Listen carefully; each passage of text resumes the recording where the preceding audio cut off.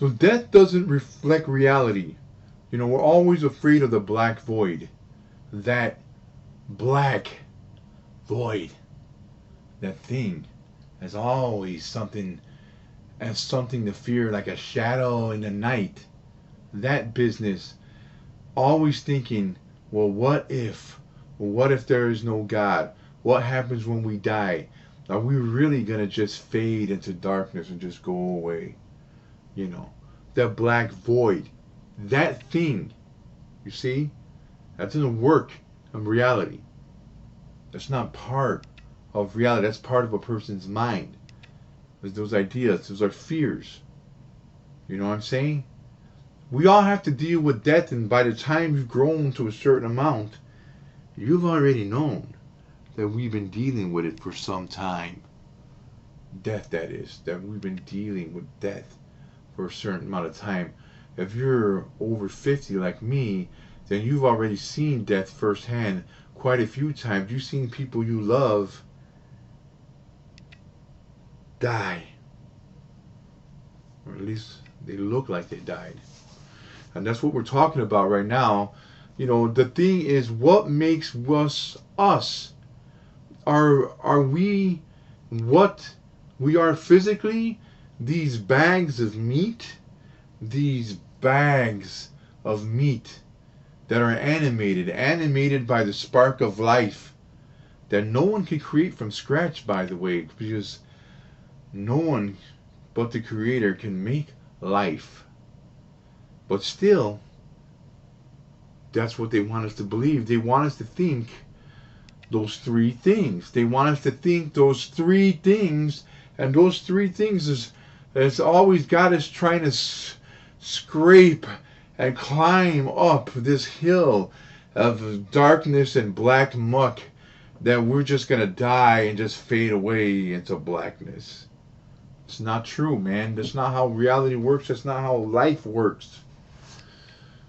That's not how life works. If you have a mother that died, do you miss the meat that she is, the flesh that she is, or what she really was?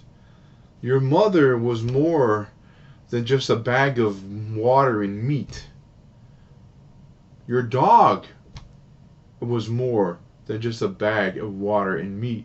But what dies is just this. This flesh dies. But we're not all flesh. It's a part of us, yeah. Evolution, life, nature, it's all a part of this wonderful reality that we're in. But what makes us us is not flesh, and it's not just regular electrical signals in the brain like some random radio transceiver. What makes us us is us. We are a byproduct of evolution. We are spirits. We are consciousness. We are part of nature, of reality, of the real world.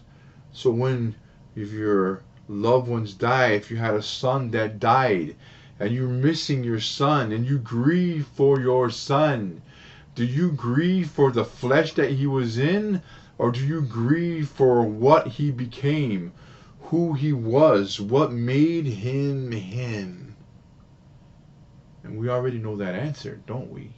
Because you know what makes you you. And that's the whole little cycle of reality. You see, reality is more than what's just physical. If you look at the earth itself, just a ball of rock and water, maybe it would seem uninteresting if you just look at the ball of rock and water and don't take the glory of what it is all together. We are part of the universe together. It's not a cliche. It's real. We share the same elements, the same minerals, the same things and building blocks and atomic structures that make us. We are literally part of the world, and the world is literally part of reality. So what makes us us isn't just what you see, it's what you perceive. If you love somebody, you can't measure love with a scale. You can't put love into some kind of machine and divide it up. You can't measure love like you would water because it's not tangible. But just because it's not tangible and measurable by certain means, that doesn't mean it doesn't exist. Matter of fact, love and caring, for all it's worth, is probably why we're still here. Because it stops us from giving into our base desires and killing each other. See, nihilism and the black void is what people want you to think. Some people believe only what they can measure, and these people use their titles to try and brainwash you into accepting what your own instincts are telling you against. When you walk outside of your door, you see the sun in the sky. Yes, it's a star. Yes, science can just reach out and measure so much of this and so much of that and solar flare this and solar flare that, but it doesn't change the fact that it's a ball of fire in the sky and it's warming us. The moon is the same way. A wonderful satellite that helps the earth with its tides and gravity. Sure, science can explain it, and science is wonderful because science is never wrong. Scientists are very wrong sometimes, but not science.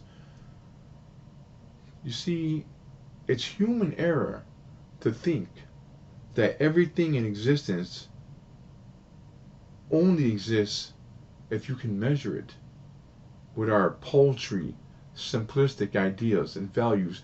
And then people who consider themselves great men tell everybody there's no God, there's no purpose, there's no value, that we're all just products of nothingness, and that everything is accidental, and that nothing has any purpose. Your mother who died, or your father who died, spent their lives making you part of what you are. It wasn't the meat that they were made of that made you who you are. Not really. Sure, they reproduced you, but it's their consciousness, their spirit, their souls that made the impact on you, that made the wonders of what you believe and your morals and your demeanor. These things could be good and these things could be bad.